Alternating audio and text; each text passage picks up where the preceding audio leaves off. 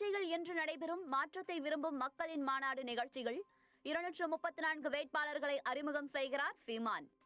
ஆலம்பட்டி புதூரில் நடைபெறும் பிரம்மாண்ட மாநாட்டில் சட்டமன்ற தேர்தலில் போட்டியிடும் முழு பட்டியலை சீமான் வெளியிடுகிறார்.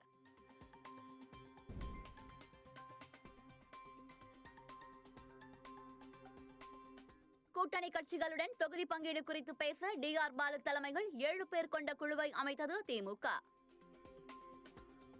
கே.என். நேரு, திருச்சி சிவா, ஆர். ராசா உள்ளிட்டோர் அடங்கிய குழு நாளை முதல் அதிகாரப்பூர்வமாக பேச்சுவார்த்தையை தொடங்குகிறது.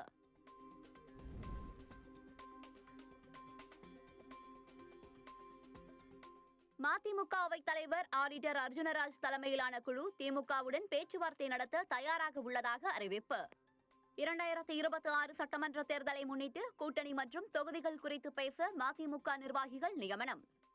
மதிமுக அவைத் தலைவர் ஆடிட்டர் அர்ஜுனராஜ் தலைமையிலான குழு திமுகவிடம் பேச்சுவார்த்தை நடத்த தயாராக உள்ளதாக அறிவிப்பு.